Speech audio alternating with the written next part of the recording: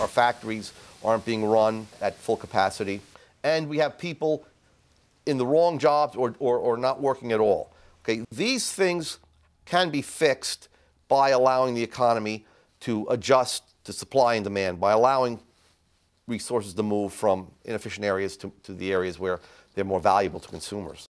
When you look at the big picture, is it really worth it? Maybe we should embrace the recession. Maybe we should just hurt now or, get over it now.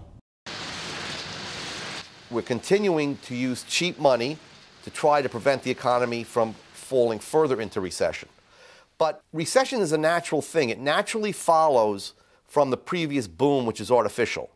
We need a recession to move resources from inefficient uses back to uses that are more efficient, and that will bring about prosperity in the economy. And that's why it keeps collapsing.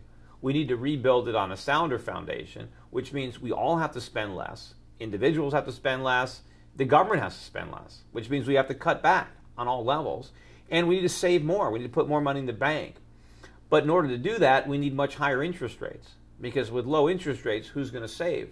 It's difficult to return to the path of genuine growth that is not artificially stimulated by low interest rates and printed money.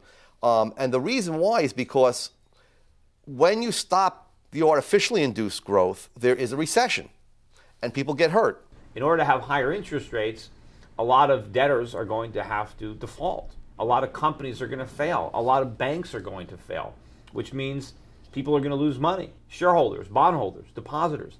The government has to let that happen.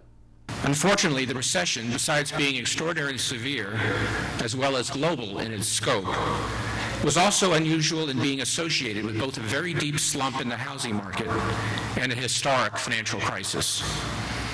These two features of the downturn, individually and in combination, have acted to slow the natural recovery process.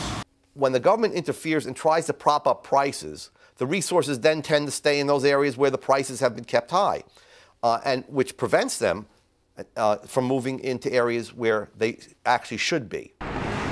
If we allow the economy to restructure and we allow a lot of retailers to go under because if we're not going to the mall, if we're putting our money in the bank instead, then we're not buying as much stuff. So we have to allow the retail sector to shrink, the financial service sector to shrink, the government sector to shrink. What has to grow is goods production, is manufacturing. We need to make things. If we want to consume, we have to produce. So this is a tough transition. So yes, there will be unemployment if you allow the recession to run its course. There'll be greater unemployment than there is now.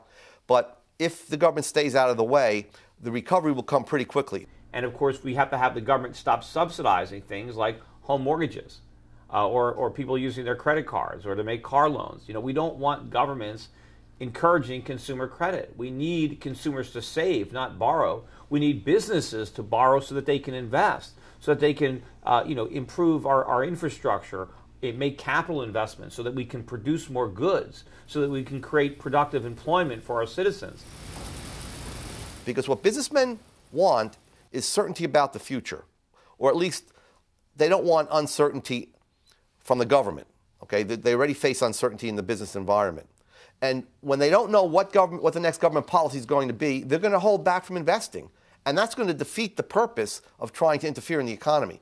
If we do optimally, we can reform our tax code, maybe get rid of the income tax and the payroll tax and replace those destructive taxes with something like a national sales tax, so that we're not taxing people for working and saving, but we're taxing them when they enjoy the fruits of their labor, when they spend their money. And if we do that, we can put the economy on a much sounder foundation and have, a prosperous future once we dig our way out of this hole, which we'll be able to do.